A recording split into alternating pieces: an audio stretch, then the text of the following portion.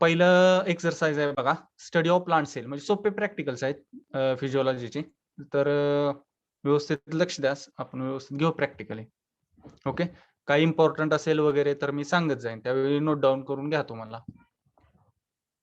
तर exercise number first बघा, study of plant sale. तर आपल्याला एक्सरसाइज फर्स्ट मध्ये काय करायचं आहे, प्लांट सेलचा स्टडी करायचा आहे. म्हणजे कशी असते प्लांट सेल वगैरे हे ते आपल्याला यात बघायचं आहे. तर बघा, experiment number first, to study plant cell. Okay, आता याचं प्रिन्सिपल काय आहे बघा, all the vital activities of a plant are due to the remarkable living substances known since the time of Van Moll. Okay, म्हणजे काय आहे, ज्या प्लांटमध्ये ज्या व्हायटल ऍक्टिव्हिटीज होतात, महत्वाच्या ज्या काही ऍक्टिव्हिटीज होतात, क्रिया घडत असतात, त्या क्रिया घडत असण्यासाठी जे म्हणजे रिमार्केबल सबस्टन्स आहे किंवा आपण एखादा रिमार्केबल घटक आहे, तो कोणता आहे, तर वॅन मोलनं सांगितलं की बाय द नेम प्रोटोप्लाझम. ओके, प्रोटोप्लाझम आपण मी बघितलंय, प्रोटोप्लाझम आहे. त्या प्रोटोप्लाझम मध्ये काय आहे, सगळे ऑर्गन्स आहेत, जे महत्वाचे व्हायटल ऑर्गन्स आहेत प्लांट सेल मधले, ते डिस्ट्रीब्यूट केलेले आहेत. Okay, which makeups the body of the living plants. ती काय करतात की लिव्हिंग प्लांटची बॉडी काय करतात, तयार करतात किंवा मेकअप करतात.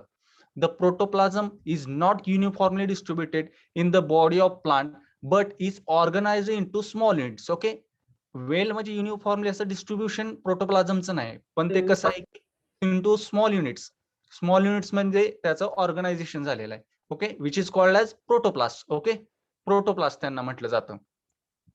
Each such unit is bounded on the outside by more or less firm wall called as cell wall. Okay, आपल्याला माहित आहे, जी बाउंड आहे, आउटर लेअर आहे, कव्हरिंग आहे, त्याला आपण काय म्हणतो की सेल वॉल. त्यानं काय बाउंड केलंय की आतले सगळे जे ऑर्गन्स आहेत, व्हायटल ऑर्गन्स आहेत, ते काय केले, बॉन्ड केलेले आहेत, एकत्र जोडून ठेवलेले आहेत. Which together with the enclosed protoplast constitute a cell. Okay, with together with enclosed protoplast constitute a cell. Okay, ही सेल आणि प्रोटोप्लास्ट, ओके, ह्यांचं मिळून काय होतं, तर सेल वॉल ही होते तयार, सेल तयार होते एखादी. सेल वॉल आणि प्रोटोप्लास्ट यांचं मिळून ओके काय तयार होते, तर सेल तयार होते.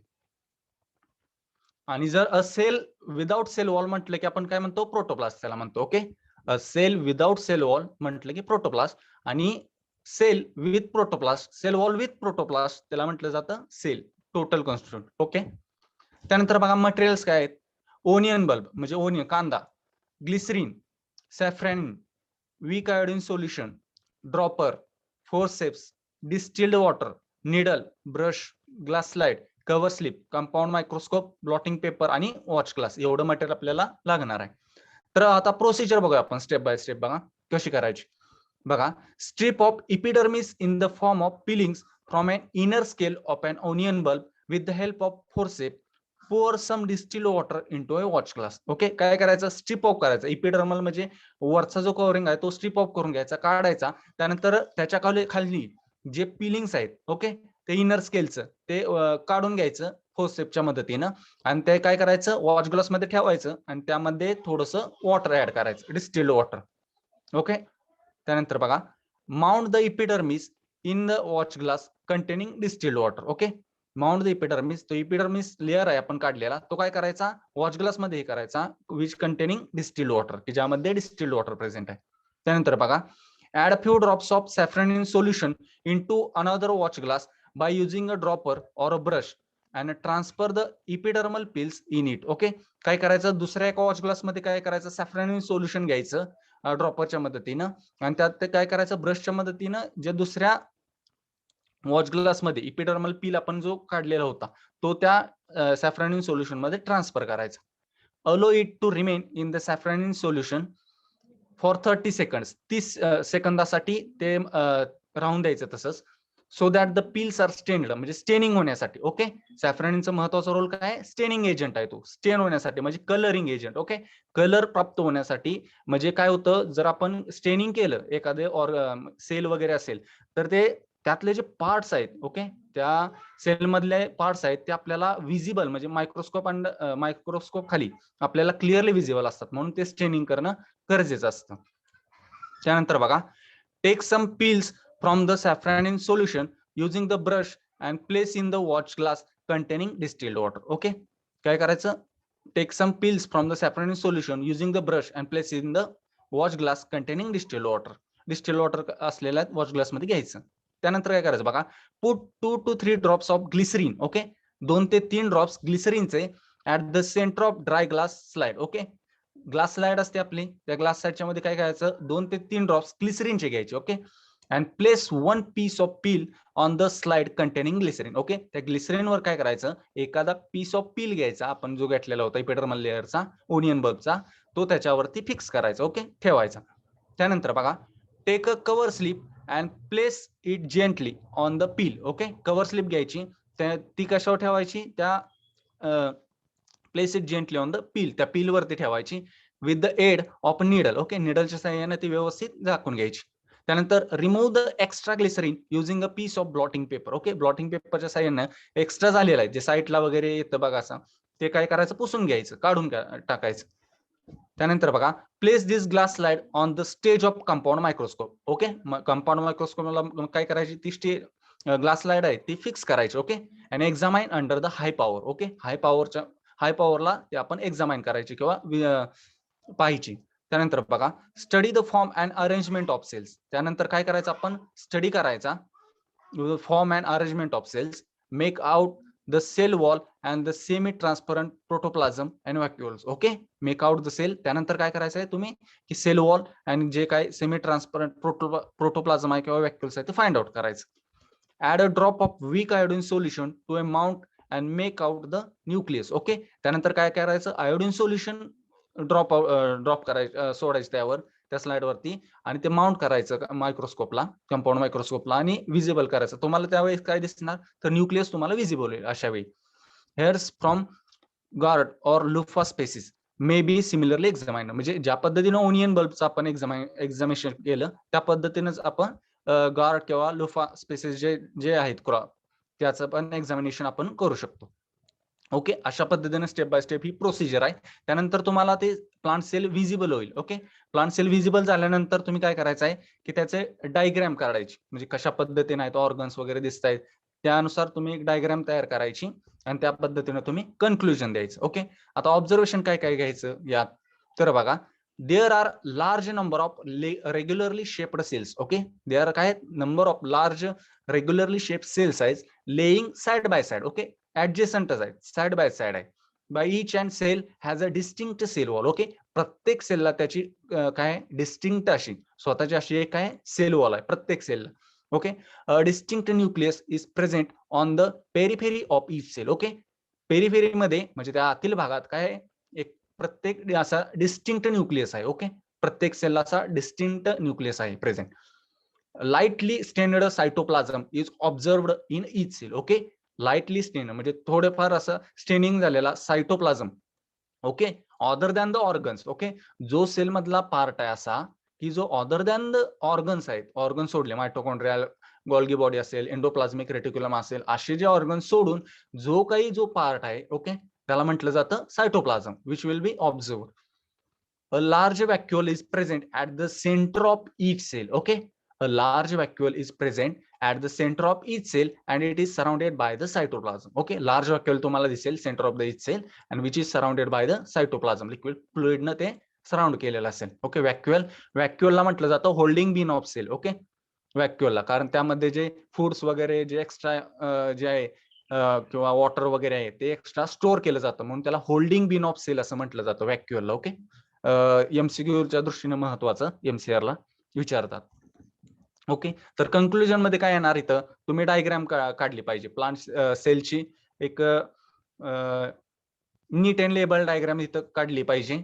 ओके, त्यामध्ये लेबलिंग करता आलं पाहिजे तुम्हाला प्रत्येक, म्हणजे कोणकोणते ऑर्गन्स आहेत वगैरे, काय सेल वॉल असेल, त्यानंतर मायटोकॉन्ड्रिया असेल वगैरे. ओके, ते तुम्हाला त्यात दाखवता आलं पाहिजे. या एक्झरसाइज मध्ये एवढंच आहे. ओके, तर समजलं ना पहिला एक्झरसाइज.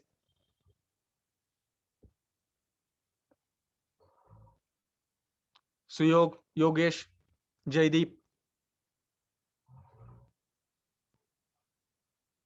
हॅलो,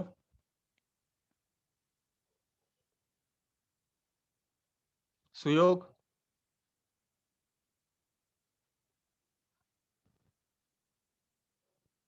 अरे प्रेझेंट आहे ना.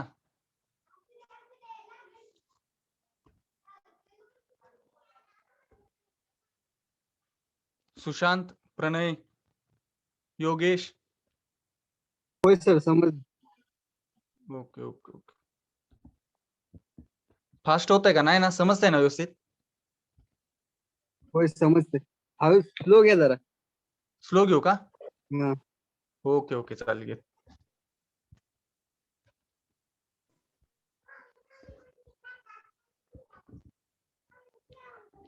यात काय शंका नाही ना पहिल्या एक्सरसाइज मध्ये? काय तुम्हाला काय विचारणार की प्रिन्सिपल विचारतील बघा, exam point of view principle विचारतात ह्याचं, किंवा एकतर प्रोसिजर विचारतात. आणि प्रोसिजर नंतर मग तुम्हाला कन्क्लुजन मध्ये काय करायचं की डायग्राम काढायची आणि त्याला लेबलिंग वगैरे करायचं व्यवस्थित. जे ऑर्गन्स आहेत वगैरे हे त्याला लेबलिंग करायचं, एवढंच आहे, बाकीचं काही नाही फर्स्ट एक्सरसाइज मध्ये. Okay.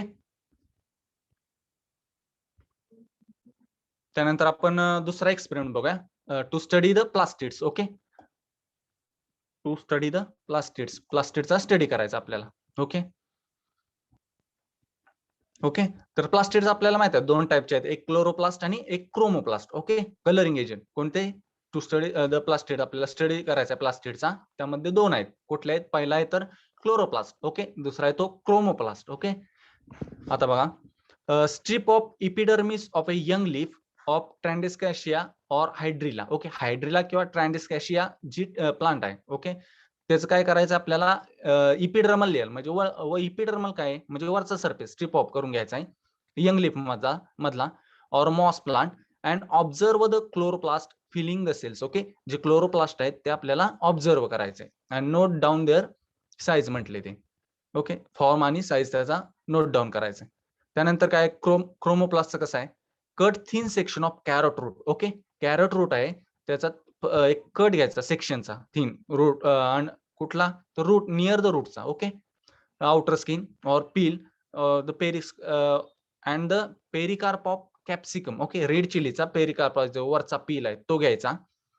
एक्झामाइन this under the microscope and study the shape and size of chromoplast. Okay, हे क्रोमोप्लास्ट तुम्हाला कशा साईजने कुठं कुठं भेटतील तर कॅरोट रूट मध्ये, दुसरा आहे कॅप्सिकम मध्ये. ओके, हे तुम्हाला पाहायला मिळते. आणि क्लोरोप्लास्ट कशामध्ये तर यंग लीफ मध्ये ट्रॅन्डिस्कॅशिया किंवा हायड्रिला और मॉस असेल, यामध्ये तुम्हाला पाहायला मिळेल. ते फक्त आपल्याला एक्झामाइन करायचं आहे अंडर द मायक्रोस्कोप.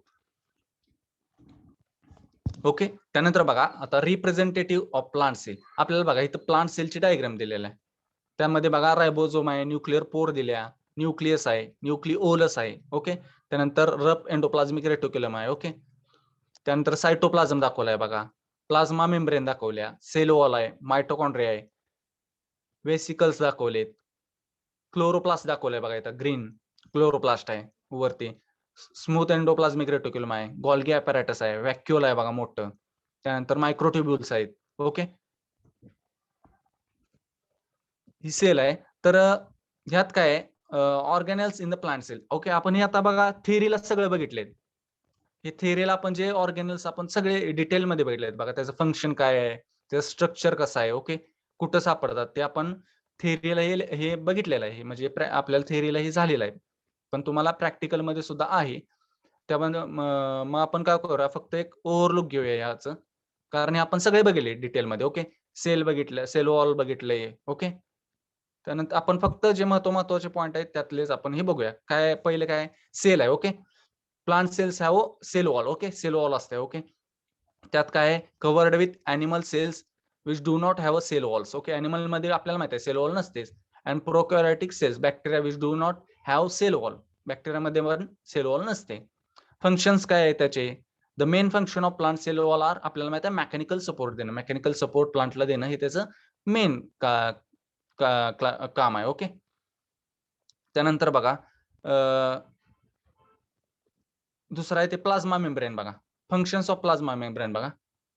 ओके, काय आहे, as differentially permeable surface.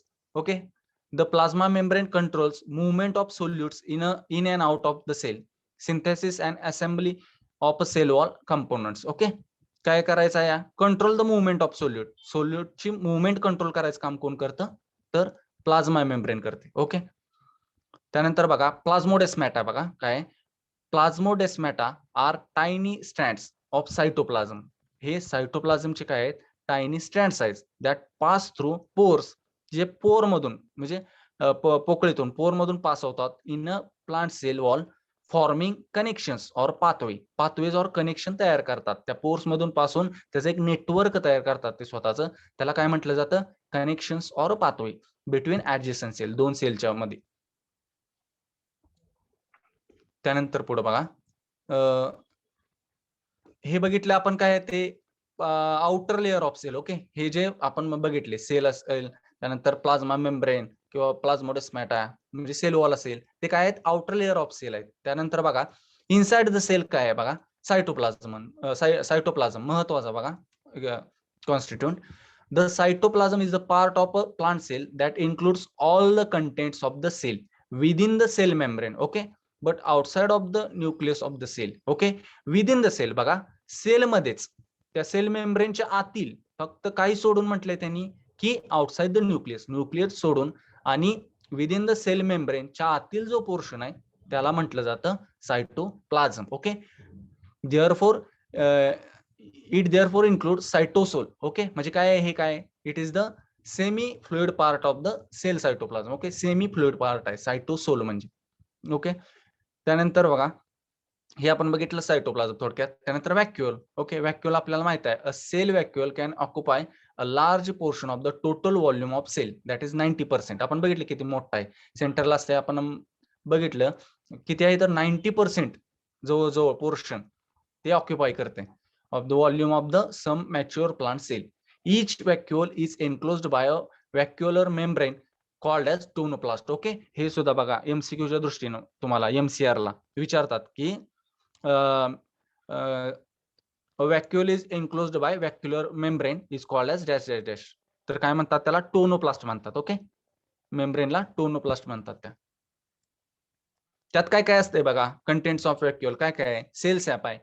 Sale SAP म्हणजे काय? Which is a solution of salt, sugar and organic acid. Salt असेल, तुमचं शुगर असतील किंवा ऑर्गॅनिक जे ऍसिड आहेत त्यांचं काय सोल्युशन आहे ते सेल सॅप म्हणजे. त्यानंतर एन्झाइम्स आहेत डिफरंट. ओके, त्यानंतर बघा फंक्शन काय व्हॅक्युअलचं? It helps maintaining turgor pressure. Okay, turgidity maintain करायची inside the cell. This pressure pushes the plasma membrane against the cell wall.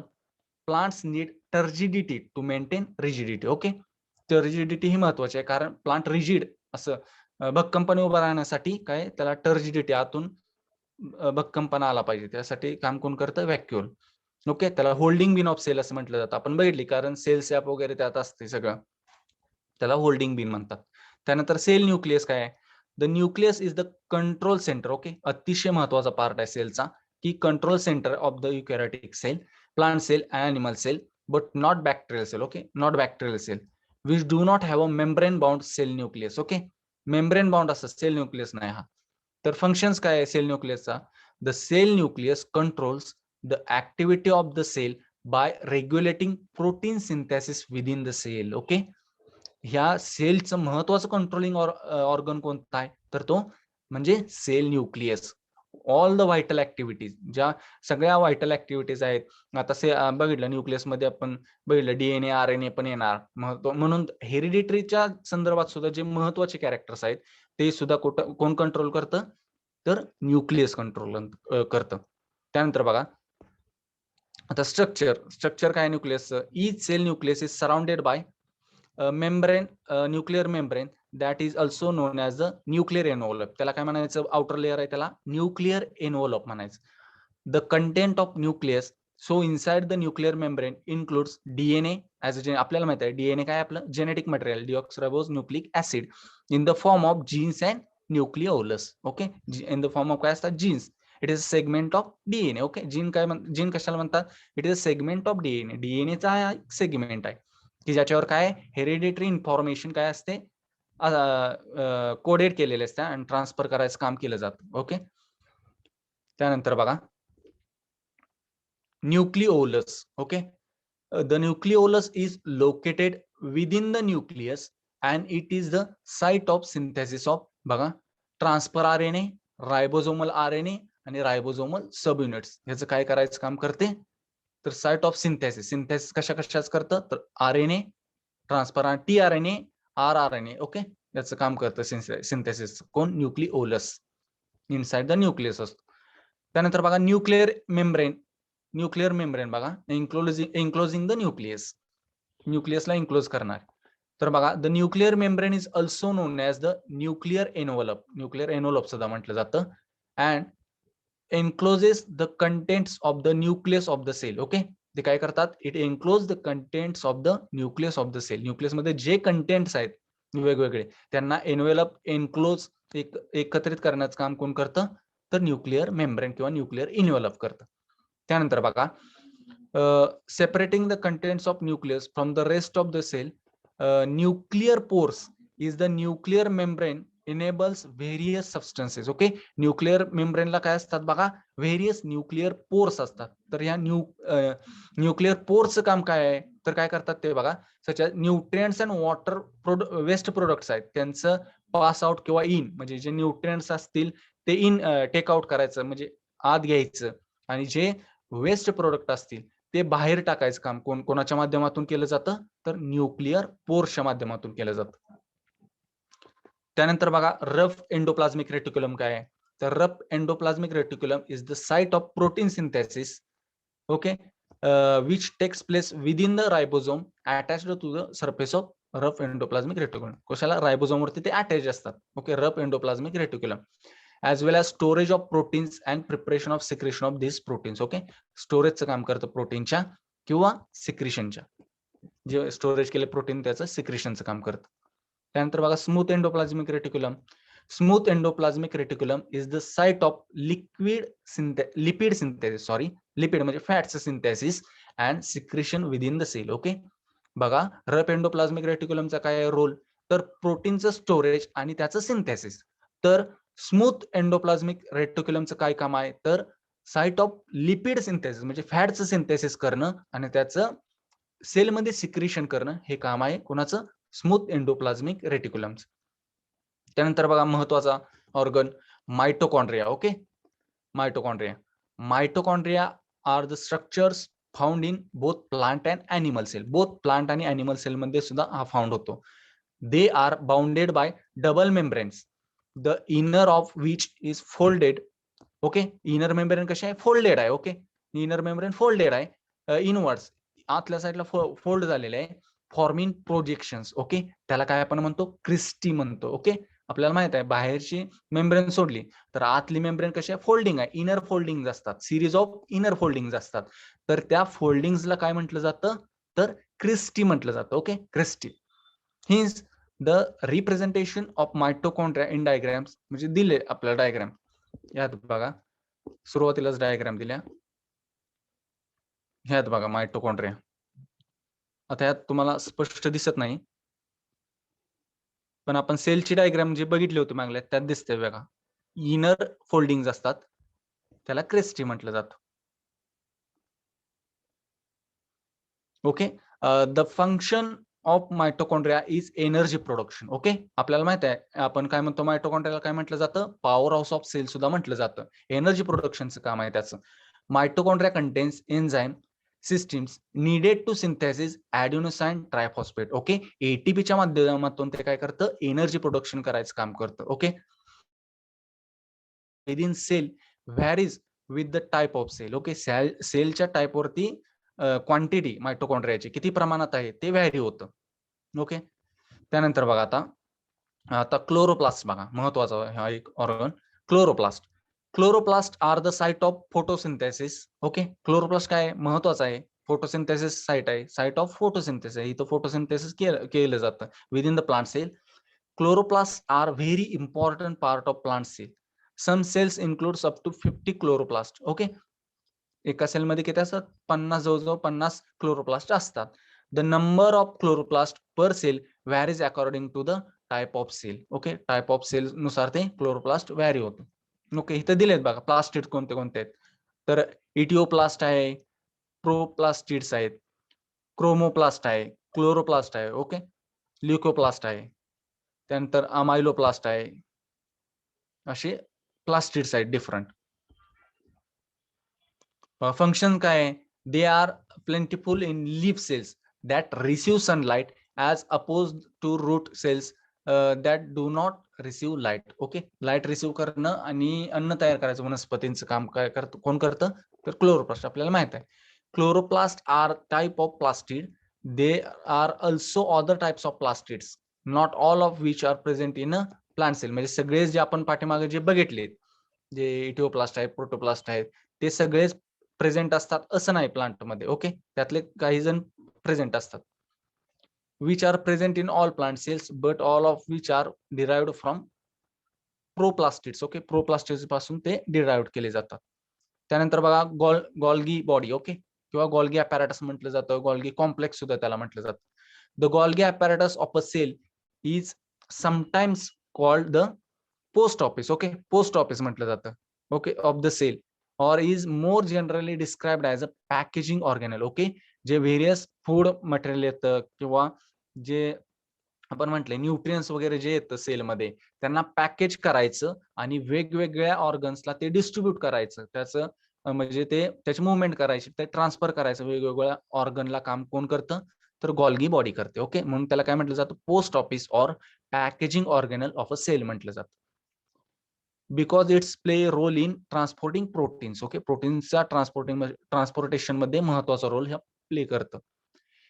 It's structure and appearance takes the form of stack of tiny package like shapes, each of which is enclosed by a single membrane and contains fluid and biochemicals such as protein, sugar आणि enzymes ते contain करतात. त्यानंतर बा function काय आहे, modifies some newly synthesized biomolecules before storing them in granule, sometimes called as vesicles. Okay, त्यानंतर बघा forms lysosomes. Okay, which are tiny sacs filled with enzymes that enable the cell to utilize its nutrient, so are sometimes described as cell digestion machines. Okay, आपण बघितले लायझोझोम्सला काय म्हटलं जातं, ते काय आहे, सुसायडल बॅग सुद्धा म्हटलं जातं. ओके, एमसीआरच्या दृष्टीने महत्वाचा एमसीक्यू, की लायझोझोम्सला काय म्हटलं जातं, सुसायडल बॅग सुद्धा म्हटलं जातं. कारण का, ज्या डेड सेल्स आहेत किंवा निकामी झालेल्या ज्या सेल्स आहेत, ओके, त्या डायजेस्ट करायचं काम कोण करतं, तर लायझोझोम्स करतं. म्हणून त्याला काय म्हटलं जातं, सुसायडल बॅग्स असं म्हटलं जातं. ओके, त्यानंतर बघा मायक्रोट्युब्यूल. मायक्रोट्युब्यूल्स काय काम आहे, function facilitate addition of cellulose to cell wall from the spindles and cell plates. Okay, काय करायचं, cellulose to cell wall, spindle formation करायचं, plants of dividing cell, play role in cytoplasmic streaming. Okay, म्हणजे काय, that is moving the fluid cytoplasm within the cell. Fluid cytoplasm move करण्यासाठी within the cell कोण मदत करतं, तर microtubules. Okay, त्यानंतर बघा रायबोझोम्स, महत्वाचा शेवटचा, ribosomes. Ribosomes take part in the synthesis of some proteins by catalyzing the formation of those proteins from individual amino acids. Okay, amino ऍसिडच्या माध्यमातून प्रोटीन सिंथेसिस करायला कोण मदत करतं, तर ribosome. Okay, using messenger RNA as a template. Okay, messenger आरएनएच्या साह्यानं amino ऍसिडच्या माध्यमातून प्रोटीन सिंथेसिस करायला कोण मदत करतं, तर ribosomes. Okay, the example of proteins catalysed by ribosome includes glycoproteins, lysosomes proteins, membrane proteins. Okay, जे काय ग्लायकोप्रोटीन आहेत, लायसोझोम प्रोटीन्स आहेत, किंवा जे मेम्ब्रेन प्रोटीन्स आहेत, या जे प्रोटीन्स आहेत की ज्या कशाच्या माध्यमातून, रायबोझोमच्या माध्यमातून सिक्रेट झालेले आहेत. त्यानंतर बघा, in general ribosome can be either free. Okay, either ते फ्री असतात किंवा free but not within the nucleus of membrane bound organelles or membrane bound. म्हणजे काही वेळा ते फ्री असतात किंवा काही वेळा ते काय असतात, मेम्ब्रेन बाउंड असतात. एखाद्या मेम्ब्रेनला ते बाउंड असतात, अटॅच असतात. Okay, which in this of plant and animal cells means attached to the rough endoplasmic reticulum. Okay, rough endoplasmic रेटिक्युलमच्या वरती आपण बघितले काय असतात, तर रायबोझोम्स अटॅच्ड असतात. ओके, तर स्मूथ एंडोप्लाझमिक रेटिक्युलमच्या वर ते नसतात. ओके, स्मूथ एंडोप्लाझमिक रेटिक्युलम वरती ते अटॅच्ड नसतात. ओके, तर हे महत्वाचे सेल ऑर्गॅनल्स आहेत आणि त्यांचं फंक्शन हे आपण बघितलं. ओके, तर समजलं नाही प्रॅक्टिकल.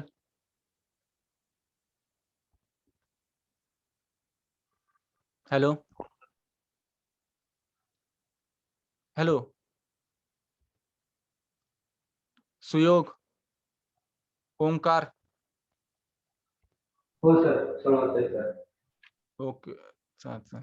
पायल मॅडम समजलं ना? हो सर समजलं. ओके चालेल. काय अडचण असेल तर विचारा बरं का. जर समज नसेल, फास्ट होत असेल तर सांगाच बिंदास, त्याला काय ओके. तर आता अजून एक प्रॅक्टिकल घेऊया. सोपं आहे बघा, स्टडी ऑफ इम्बिबिशन. सोपं प्रॅक्टिकल आहे एकदम आणि इंटरेस्टिंग आहे. ते आपण घेऊया. ओके. तर बघा, स्टडी ऑफ इम्बिबिशन. ओके. तर स्टडी ऑफ इम्बिबिशन आपल्याला स्टडी करायचा आहे. इम्बिबिशन म्हणजे काय, तर त्याचा रोल काय आहे, ओके, क्रॉप फिजिओलॉजी संदर्भात ते आपण बघणार आहेत. बघा आता इम्बिबिशन म्हणजे काय बघा. पहिल्यांदा इम्बिबिशन म्हणजे काय बघूया आपण. The adsorption, okay, not the absorption, the adsorption of water by hydrophilic colloids is known as imbibition. बघा डेफिनेशन, द adsorption. जर चुकून तुम्ही जर इथं ऍब्सॉर्प्शन लिहिलं तरी सुद्धा ते चुकीची डेफिनेशन आहे. तर काय आहे, द ऍडसॉर्प्शन. ऍडसॉर्ब आणि ऍब्सॉर्ब. बघा, ऍब्सॉर्प्शन आणि ऍडसॉर्प्शन असे दोन कन्सेप्ट आहेत वेगवेगळ्या. ऍब्सॉर्प्शन म्हणजे काय, तर टोटल ऍब्सॉर्ब करून घेणं. ओके, ऍब्सॉर्ब करून घेतलं सगळं म्हणजे पूर्ण ऍब्सॉर्ब ही करणं. आणि ऍडसॉर्प्शन म्हणजे काय, तर त्या सरफेस वरती ते चिटकून राहणं. ओके. आता याचं एक एक्झाम्पल देतो तुम्हाला. तुम्ही स्पंज बघितलं. ओके, स्पंज जर पाण्यात बुडवला तर काय करतं, ते वॉटर काय करतं, ऍब्सॉर्ब करून घेतं सगळं. ओके, ऍब्सॉर्ब करतं. आणि बघा, जेव्हा तुम्ही ब्लॅकबोर्ड आहे, ब्लॅकबोर्ड वरती जेव्हा तुम्ही खडून लिहिता तर ते काय झालं, तर ऍडसॉर्ब करून घेणं. एखाद्या सरफेस वरती काय होतं, ते मटेरियल चिकटतं. ते ऍब्सॉर्ब केलं का नाही, तर ते काय केलं, फक्त स्टिकअप झालं. त्या मटेरियलला दुसरं मटेरियल स्टिकअप होणं, ह्याला काय म्हणतं, ऍडसॉर्प्शन. आणि पूर्ण ऍब्सॉर्ब करून घेणं, त्याला काय म्हणतात, ऍब्सॉर्प्शन. हे दोन कन्सेप्ट बघा. मग बघा definition, the adsorption of water by hydrophilic colloid is known as imbibition. तर adsorb on water by the hydrophilic compound. Hydrophilic म्हणजे काय, वॉटर लिव्हिंग कोलाइड्स. ओके, ज्यांना वॉटरची अफिनिटी असते असे कंपाऊंड्स, त्याला म्हणलं जातं हायड्रोफिलिक कोलाइड्स किंवा hydrophilic compounds is known as imbibition. It is a physical process. ही कशी आहे, फिजिकल प्रोसेस आहे. केमिकल्स काय इन्व्हॉल्ड आहेत का यात, नाही. तर हे एंटायरली फिजिकल प्रोसेस आहे, भौतिक क्रिया आहे. In which certain substances like hydrophilic colloids adsorb water adsorbs water and increase in size. Okay, काय करतात, तर इन्क्रीज इन साइज होते यामध्ये. Colloids adsorb water and increase in size. Size त्यांची काय होते, इन्क्रीज होते. Okay, that is wooden doors do not open and close easily during rainy season. तुम्ही बघितलं असेल की जे दरवाजे आहेत बघा, लाकडी दरवाजे आहेत, ते पावसाळ्यात काय होतात, काही वेळेला जाम असतात किंवा उघडत नसतात. ते काय होतं, तर हायड्रोफिलिक कोलाइड्स आहेत त्यामध्ये. ते काय करतात, वॉटर ऍब्सॉर्ब करायचं काम करतात. त्यामुळे ते लवकर उघडत नाही, जाम होतात दरवाजे. The germination of seed and pulses put in a water for sprouting. Okay, आपण जर जे पल्सेस सीड्स वगैरे घेतले पल्सेसचे आणि ते जर्मिनेशन ठेवले तर स्प्राउटिंग हे होतं. ते कशामुळं फुगतात बघा, तर ते काय कशामुळे होतं, तर इम्बिबिशन हा तिथं कन्सेप्ट लागू होतो. तर बघा, the substance which absorbs water in is called imbibant and water is imbibing liquid. Okay, आता इथं बघा जरा मिस्टेक झाल्या, तर वर सुद्धा ऍब्सॉर्प्शनच पाहिजे बरं का, कारण ऍब्सॉर्प्शन होत नाही. पूर्ण ऍब्सॉर्ब केल्यानंतरच सीड किंवा आपण बघितलं हायड्रोफिलिक कोलाइड हा फुगीर होतो. त्याच्यामुळे जर वर तिथं सॉरी चुकून झालं, ते ऍडसॉर्प्शन आहे, तिथं ऍब्सॉर्प्शनच पाहिजे. ओके, समजलं ना, तिथं तेवढे ते हे करा करेक्शन. मी तुम्हाला हे नंतर देणारच आहे नोट्स वगैरे तुम्हाला, प्रॅक्टिकल मॅन्युअल. तर ऍब्सॉर्प्शनच आहे, कारण काय होणार, ऍब्सॉर्प्शन केल्यानंतरच ते काय होणार, फुगणार आहे ना मटेरियल. किंवा तुम्ही बघा, मनुका आहेत. ओके, मनुका खातो आपण. ते मनुके काय करतात, पाण्यात जर ठेवले तर बघा ते फुगतात. सिंपल एक्झाम्पल आहे. तर ते काय होतं, ऍब्सॉर्ब करतंय वॉटर, त्याच्यामुळे ते काय होतात, त्याची साईज वाढते. त्यानंतर बघा, the substance which absorbs water is called imbibant. Okay, जो सबस्टन्स वॉटर ऍब्सॉर्ब करतो त्याला काय म्हणतात, एम्बायबंट.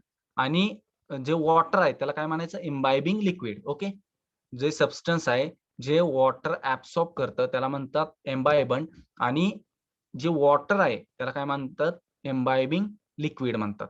Wien imbibition takes place, volume of imbibant is increased. Okay, बघा, when imbibition takes place, volume of imbibant is increased while volume of imbibing liquid is decreased. Okay, simple concept आहे. काय होणार आहे, ठेवलं मनुका बघा पाण्यात, तर काय होतंय, मनुक्याची साईज वाढते आणि काय होतं, पाणी काय होतं प्लेट मधलं कमी होतंय. ओके, तेच इथं दिलंय.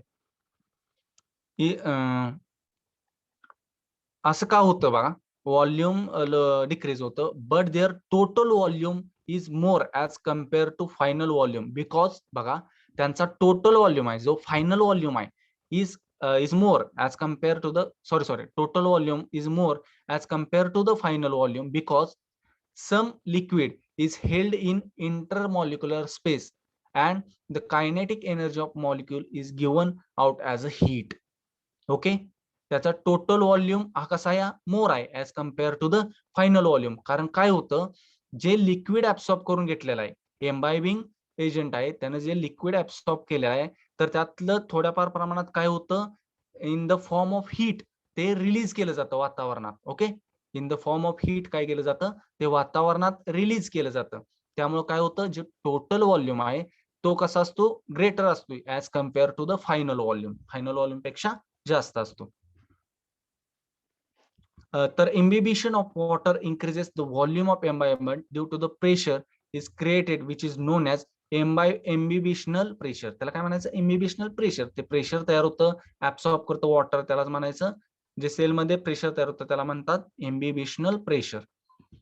Different types of organic substances have different imbibing capacities. Proteins have very high imbibing capacity. Okay, सगळ्यात जास्त कशात कॅपॅसिटी आहे बघा, proteins have very high imbibing capacity. Okay, असले जे वाक्य आहेत वगैरे तुम्हाला एमसीक्यू ला विचारतात, फायनल सेमिस्टर एंडला प्रॅक्टिकल परीक्षेला तुम्हाला असे पॉइंट्स विचारतात की dash dash have very high imbibing capacity. Okay, proteins have very high imbibing capacity. Starch less and cellulose least. Okay, त्याच्यापेक्षा काय आहे स्टार्चलेस, आणि त्याच्यापेक्षाही सगळ्यात कमी काय आहे तर सेल्युलोज. ओके, तर याचा order of increasing decreasing order कशी असणार, सगळ्यात जास्त कोण करतं, प्रोटीन्स, त्याच्यानंतर काय येणार स्टार्च, आणि सगळ्यात लास्ट काय असणार आहे तर cellulose. Okay, that is why proteinaceous gram seeds swell more on imbibition than starchy wheat seeds. Okay, तर काय होतं, ते जे प्रोटीनेशियस ग्राम सीड्स आहेत, ओके, ज्यामध्ये प्रोटीन कंटेंट जास्त आहेत, असे सीड स्वेल्स मोर, जास्त प्रमाणात फुगतात. तर जे स्टार्ची व्हीटचे सीड आहे ते काय होतं तर कमी प्रमाणात फुगतात. तर बघा ह्यासाठी प्रॅक्टिस एक्झरसाइजला आपल्याला रिक्वायरमेंट काय आहे, P or gram, wheat or rice, ह्या दोन्ही पैकी कोणतं तरी एक, and groundnut seed, distilled water, glass bottle with stopper, blotting paper लागणार, वेट बॉक्स, बॅलन्स आणि ओव्हन, एवढे रिक्वायरमेंट लागणार आपल्याला मटेरियल. त्यानंतर बघा आता प्रोसिजर कशी करायची फॉलो हे एक्झरसाइजला.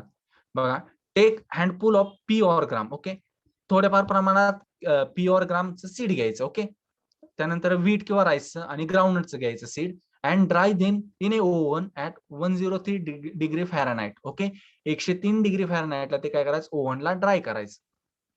त्यानंतर बघा, टेक 10 ग्राम्स ऑफ ईच, म्हणजे 10 ग्रॅम घ्यायचं प्रत्येकाचं, ते पीचं असेल किंवा ग्रामचं, व्हीटचं असेल किंवा राईसचं आणि ग्राउंडनटचं, 10 ग्रॅम सीड घ्यायचं प्रत्येकाचं. Okay, seed accurately. Each type of seed is then taken in a separate glass bottle. Okay, separate glass bottle मध्ये त्या 3 येणार, त्या 3 सेपरेट ग्लास बॉटल मध्ये ते सीड टाकायचं तुम्ही. And equal volume of water is poured in each so that the seeds are completely immersed. Okay, equal quantity of water, त्या तिन्ही ग्लास बॉटल मध्ये इक्वल क्वांटिटी ऑफ वॉटर की ज्यामध्ये आपण ते सीड्स टाकले त्यामध्ये इक्वल क्वांटिटी ऑफ वॉटर तुम्ही इमर्स करायचं. Put the stopper on the bottle to prevent the evaporation. Okay, त्यावर स्टॉपर लावायचा, का तर इव्हॉपरेशन वॉटरचं होऊ नये म्हणून त्यावरती स्टॉपर लावायचा. त्यानंतर बघा, keep the bottles at 38 degree Celsius for about 4 hours. काय करायचे ते बॉटल्स तर 38°C 4 तासासाठी ते ठेवायचे. त्यानंतर काय करायचं, remove the samples from the water and dry them thoroughly with blotting paper. Okay, त्यानंतर काय करायचं, रिमूव्ह करायचं सॅम्पल त्यातून आणि ते काय करायचं, वाळवायचं, ड्राय करायचं with the help of blotting paper. Blotting पेपरच्या साह्याने ते काय करायचं, ड्राय करायचं. And record the increase in weight. Okay, आता आपल्याला माहित आहे इम्बिबेशन प्रोसेस टेक्स प्लेस होणार. ओके, तिथं इम्बिबेशन घडणार. मग त्यामुळे काय होणार आहे, जे इनिशियल वेट होतं सीडचं आपण पाण्यामध्ये ठेवायच्या अगोदर ते कसं असणार, कमी असणार. आणि नंतर काय असणार आहे, इम्बिबेशन प्रोसेस घडल्यानंतर ते वेट इन्क्रीज होणार आहे. Weight by each type of seed is determined and plotted graphically. Okay, आपल्याला ते डिटरमाइन करायचं आहे आणि त्यानंतर त्याच्यानुसार आपल्याला ग्राफ तयार करायचा आहे.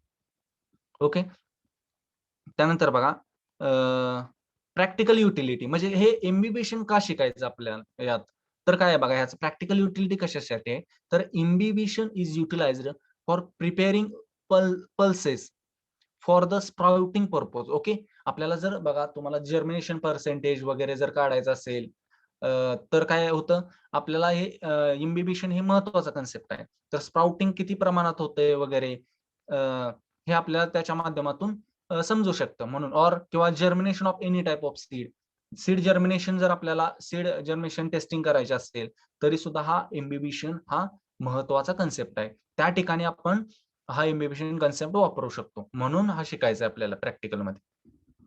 ओके, समजलं ना काय आहे प्रॅक्टिकल मध्ये? कोणीतरी सांगा, बोला कोणीतरी, म्हणजे काय मला तरी कळेल.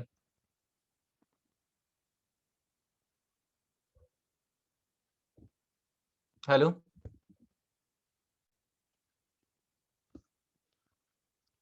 योगेश, शुभम, आहात का प्रेझेंट? येस. ओके ओके, समजतंय ना सुयोग? हो सर, समजतंय. ओके ओके, चालेल. त्यानंतर बघा आता पुढं, आता ऑब्झर्वेशन्स बघा, ऑब्झर्वेशन्स आता घ्यायचे आहेत त्यात.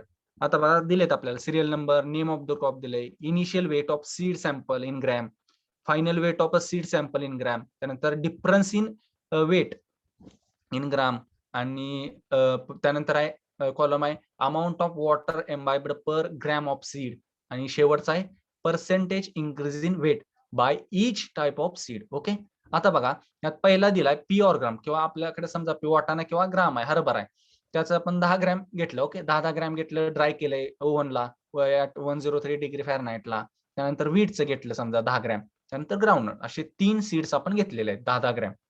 त्यानंतर बघा फायनल वेट, जेव्हा आपण ते वॉटर ग्लास बॉटल मध्ये ठेवणार आहे, वॉटरमध्ये इक्वल क्वांटिटी ऑफ वॉटरमध्ये जेव्हा ठेवणार आहे 4 तासासाठी, त्यानंतर काढल्यानंतर काय होणार आहे, इम्बिबिशन प्रोसेस इथं टेक्स प्लेस होणार आहे. ओके, इम्बिबिशन ऑकर होणार आहे, त्यामुळे काय होणार, जे फायनल वेट ऑफ सीड आहे ते कसं असणार आहे, जास्त असणार आहे, जास्त प्रमाणात असणार आहे इनिशियल पेक्षा. समजा आता आपण तिथं जर धरलं तर पी घेतलाय आपण समजा, किंवा हरभरा घेतलाय, तर त्याचं फायनल वेट समजा 14 ग्रॅम भरलं. ओके, बघा 14 ग्रॅम भरलं. तर वीट असेल, वीटचं कसं आहे, वीटचं 12 ग्रॅम. ओके, वीटचं समजा 12 ग्रॅम, आणि ग्राउंडनटचं समजा 16 ग्रॅम भरलं. ओके, ग्राउंडनटचं 16 ग्रॅम भरलं.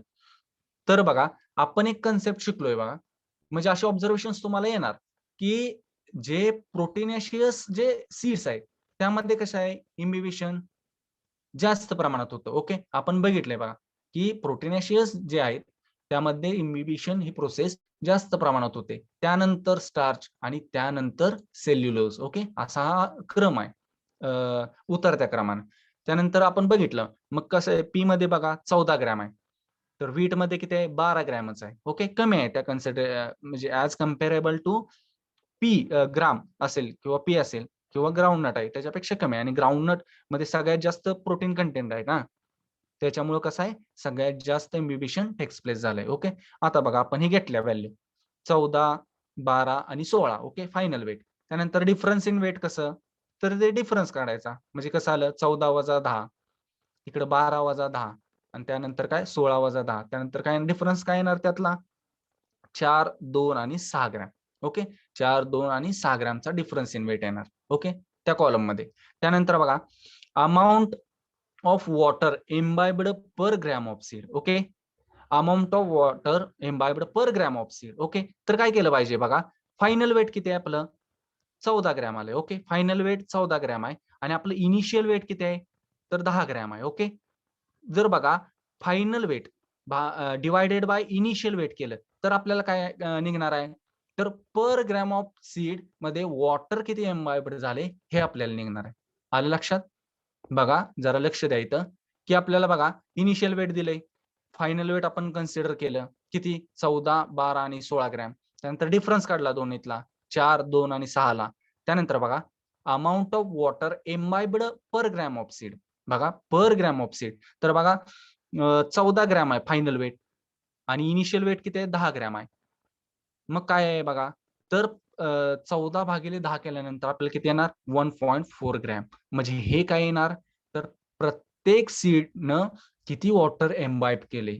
मग आपण किती केले 10 ग्रॅम घेतले तर 10 गुणिले 10 केलं तर काय येणार 14. ओके, 14 वेट आलं आपलं टोटल. तर 1.4, 1.2 आणि 1.6 अशा पद्धतीने amount of water imbibed per gram of seed. त्यानंतर बघा पर्सेंटेज. ओके, त्यानंतर आपल्याला काय करायचं आहे तर पर्सेंटेज व्हॅल्यू आपल्याला काढायचे. तर बघा पर्सेंटेज काढताना आपण आता कसं करणार तर फायनल वेट किती आहे आपलं तर 14 आहे. ओके, फायनल 14 आहे आणि समजा हो का सुरुवातीच किती आहे इनिशियल वेट 10. ओके, 10 आहे या आणि फायनल वेट आपलं 14 आहे. तर बघा आपण काय केलं 14 गुणिले 100 भागिले 10. ओके, म्हणजे 10 ला हो का 10 ला आपण 100 कन्सिडर केलं तर 14 ला किती येणार आहे हे आपण केलं कन्सिडर तर किती आलं 140 आलं. ओके, 140 आलं म्हणजेच काय तर 40%, 40% आलं. 100 आणि वरचं 40 म्हणजे 40% आले. पर्सेंटेज इन्क्रीज इन वेट तर किती आलं 40%. बरोबर ना, 100% आहे पण 140 आले ना, 140 तर ते 100 आणि वरचं ते 40 म्हणजे टोटल इन्क्रीज किती झाले आधी 100%च होतं, आपण 10 ला 100 मानले. ओके, हे आलं लक्षात प्रमाण. 10 ला आपण 100 मानलं तर 14 ला किती तर किती आलं 140 म्हणजे कितीने इन्क्रीज आलंय तर 40% ना इन्क्रीज झाले. Percentage increase in weight by each type of seed.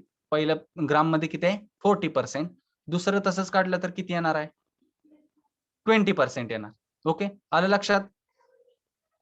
100 ला 10 ला 100 तर दुसरं काय 12 ला किती असं किती आला 120 येणार. म्हणजे इन्क्रीज कितीने झालंय 100 पेक्षा 20 न म्हणजे 20%. त्यानंतर ग्राउंडनटचं सुद्धा कसं येणार 60% येणार, 60% येणार. ओके, 10 ला 100 तर 16 ला किती. ओके, अशा पद्धतीने आपण ते पर्सेंटेज काढलं. तुमच्या लक्षात यावं म्हणून मी सांगितलं, नाहीतर डायरेक्ट आपल्याला हे काढता येतंय. ओके, तर 60%. मग आपण याच्यावरनं कन्क्लुजन काय काढलं की जे प्रोटीनॅशियस जे सीड्स आहेत त्यामध्ये इम्बिबिशन हे कसं आहे हे जास्त प्रमाणात आहे as compared to the starchy seeds as well as cellulose. Okay, समजलं काही?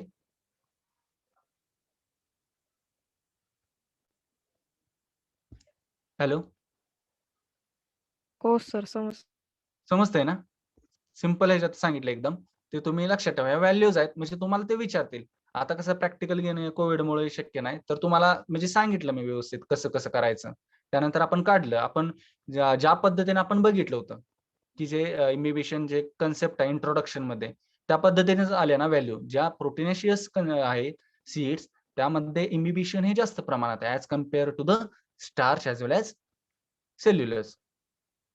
ओके, त्यानंतर बघा डिस्कशन मध्ये बघा काय when dry seeds are put in water then water is absorbed by the seed mainly by imbibition owing to the colloidal nature to the protoplasm of a seed. Okay, काय झालं जेव्हा आपण dry seed put in water मध्ये ठेवल्या त्यावेळेस काय झालं त्यांनी ते ऍब्सॉर्ब केलं water mainly by imbibition process. कुठल्या प्रोसेस ना तर इम्बिबिशन प्रोसेसमध्ये ते वॉटर ऍब्सॉर्ब केलं आणि त्यामुळे काय झालं, त्या आतमध्ये सीड्स मध्ये काय झालं, कोलायडल नेचर, कारण वॉटर ऍड केलं आत घेतल्यानंतर काय झालं, त्यातले जे आतले जे कंटेंट्स आहेत ते सुद्धा मिक्स होणार ना, मग ते कसं एक कोलायडल सोल्युशन तयार झालं. ओके, वॉटर ऍज वेल एज आतलं जे काही मटेरियल असेल सीड मधलं त्यांचं मिक्सिंग झालं, त्यामुळं कोलायडल नेचर तयार झालं त्यामध्ये.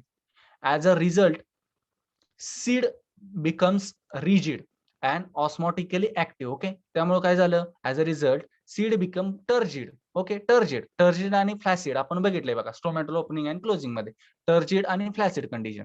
टर्जिड म्हणजे काय, फुगीरपणा. ओके, वॉटर ऍब्सॉर्ब केल्यानंतर सीड मध्ये येणारा फुगीरपणा, टर्जिडिटी, आणि वॉटर लिव्ह केल्यानंतर काय होतं, फ्लॅसिड होते. ओके, सीड फ्लॅसिड होते, ते आपण फ्लॅसिड होतो. As a result seed becomes turgid and osmotically active and absorption of water is then regulated by the osmotic process. Okay, then काय होतं, त्याच्यामुळे काय होतं, regulated by the osmotic process. Osmotic process न ही काय होते, रेग्युलेट केली जाते प्रोसेस. आता ऑस्मोसिस म्हणजे काय आपण बघितलंय बघा. ऑस्मोसिस म्हणजे काय, movement of water molecules from region of lower concentration to the region of higher concentration. आपल्याला माहित आहे आता वॉटर मध्ये कॉन्सन्ट्रेशन कसं आहे, कमी आहे, पण ऍज कम्पेअर टू आता समजा मनुका घेतला, त्यामध्ये काय आहे, त्यातलं आतलं कॉन्सन्ट्रेशन जास्त आहे ना, मग काय होणार, बाहेरून वॉटर आतमध्ये जाते, म्हणजे काय, movement of water from region of lower concentration to the region of higher concentration, त्याला म्हटलं जातं osmosis. The rate and amount of absorption by different type of seeds vary because of their different protoplasmic constituents. Okay, जे प्रोटोप्लाझम मध्ये जे constituents आहेत ते वेगवेगळे असतात ना, प्रत्येक सीडच्या नुसार ते वेगवेगळे आहेत. त्यानुसार काय असतं, त्याचा rate of absorption of water हा वेगवेगळा असतो प्रत्येक सीडचा, विच कंट्रोल देअर एम्बायबिंग कॅपॅसिटी, त्यावरती त्या सीडची एम्बायबिंग कॅपॅसिटी ठरत असते.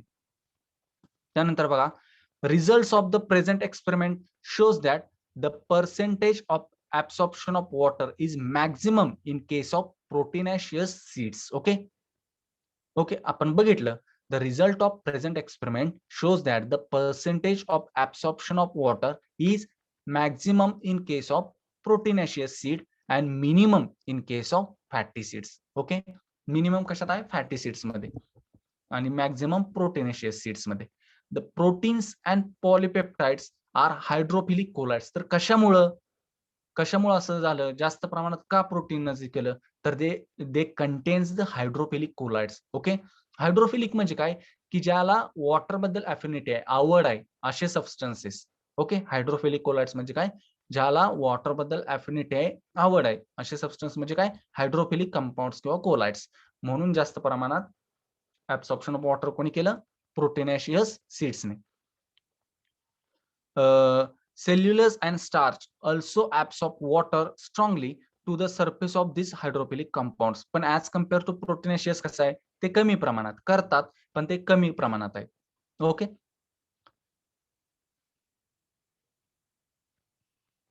आता हे काय गरजेचं नाही खालचं जरा, imbibition forms layer space between coat, तरी बघूया आपण बघा. Imbibition of intact seeds leads to considerable error. Okay, जे घट्ट बघा, ज्यांचं कोट आहे की नाही, जाड आहे, इंटॅक्ट सीड आहे. Okay, leads to considerable error due to formation of water layer and the air space between the endosperm and the seed coat. Okay, endosperm आणि सीड कोट मध्ये काय होतं, एअर स्पेस तयार होतं, त्याच्यामुळे काय होतं, वॉटरची मुवमेंट सहसा होत नाही त्यामध्ये इनर साइडला. त्यामुळे काय होतं, in order to determine the imbibition of water by intact seeds, the amount of imbibition without seed coat is to be added. Okay, seed coat चा तिथे कन्सिडर करायचंच नाही, सीड कोटला, without seed coat it to be consider.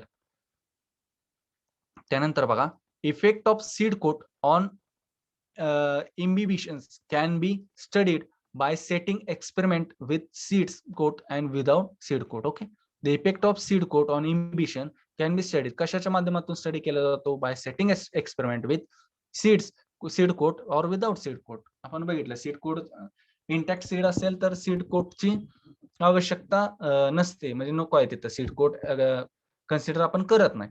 पण इतर बद्दल seed code असला तरी आपण कन्सिडरेशन मध्ये तो घेतो. त्यानंतर बघा आता, त्यानंतर ग्राफ व्हॅल्यू. ओके, तर ग्राफ मध्ये कसं करणार आपण, ते ऑब्झर्वेशन बघितलेत बघा इथं, की इनिशियल दिलंय, फायनल आहे, डिफरन्स काढलाय आपण, तर amount of water imbibed per gram of seed, percentage increase. Okay, तर काय केलं, एक्स एक्सिसला बघा, एक्स एक्सिसला इकडे खाली एक्स एक्सिसला आपण काय घेऊया, सीड्स घेऊया डिफरन्स. ओके, पी, व्हीट आणि ग्राउंडनट. ओके, असं 3 सीड्स घेतलं आणि आपण बार डायग्राम काढूया. ओके, बार डायग्रामच्या सहाय्याने आपण हा ग्राफ तयार करूया. एक्स एक्सिसला काय घेतलं आपण, सीड्स घेतले, कोणकोणते आहे बघा, पी आहे, त्यानंतर काय व्हीट घेतलं आणि शेवटचं ग्राउंडनट घेतलं. आणि आपण इकडे वाय एक्सिसला आता बघा उभं, इथं वाय एक्सिसला आपण काय घेऊया, तर फायनल जे फायनल वेट ऑफ सीड आहे ते आपण घेऊया. Okay, final weight of a seed, त्यानंतर फायनल वेट बघा, त्यानंतर आपण प्लॉट करूया आता ग्राफ. बघा कितीपर्यंत, पहिलं किती फायनल वेट किती आलंय, तर 14 ग्रॅम आहे. ओके, 14 पर्यंत आपण काय करणार, बार डायग्राम ना तो ग्राफ तयार करणार तिथं पीच्या खाली. ओके, पहिला पी घेतलाय ना आपण एक्स एक्सिसला, तिथं 1 सेंटीमीटरला, त्यानंतर 14 पर्यंत हे करणार. स्केल कसं देणार आपण, वाय एक्सिसला 1 centimetre is equal to 2 gram. Okay, Y एक्सिसला काय देणार, 1 centimetre is equal to 2 gram. आणि इकडे काय 1 सेंटीमीटरच घेणार आपण एक्स एक्सिसला. ओके, त्यात काय स्केल द्यायची गरज नाही. तर इथं काढलं आणि त्यानंतर कसं येणार, वाय एक्सिसला आपण किती 14 पर्यंत गेलो आणि तिथं एक बार काढला. ओके, बार काढला, तो कशाचा, पीचा येणार 14ला. त्यानंतर वीटचं बघा, वीटचा काढला किती आहे, तर 12 ग्रॅम आहे ना, फायनल वेट 12 ग्रॅम. आणि त्यानंतर ग्राउंडनटचा आहे किती आहे, 16 आहे. ओके, यावरून आपल्याला लक्षात येते, असा ग्राफ जर आपण तयार केला. ओके, तुमच्या लक्षात येतोय ना हा ग्राफ, म्हणजे कसा आहे ते. हॅलो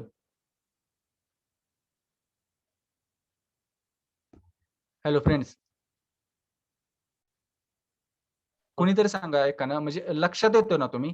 एक्स एक्सिसला म्हणजे काय बघा, असं आडवं खाली, असं आडवं एक्स एक्सिस आणि उभा, ते आपल्याला ग्राफ माहिती आहे, आपण तयार केले, 11वी-12वीला शिकलो या ग्राफ तयार करायचं.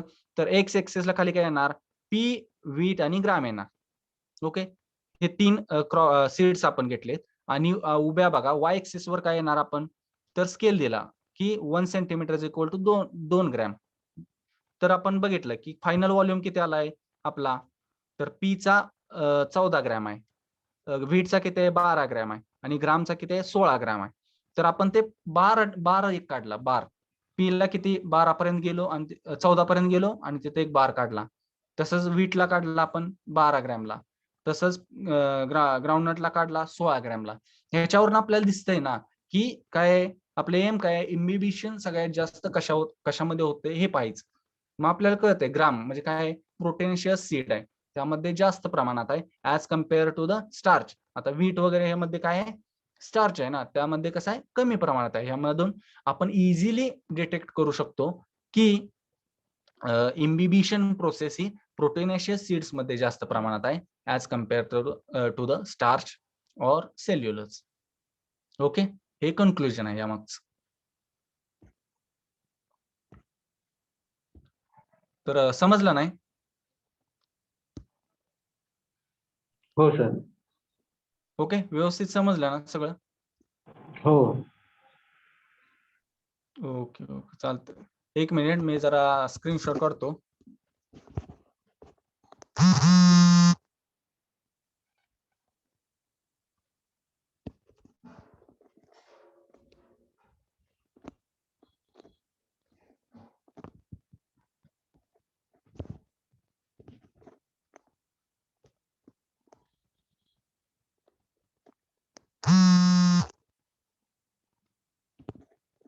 अटेंडन्स जरा स्क्रीनशॉट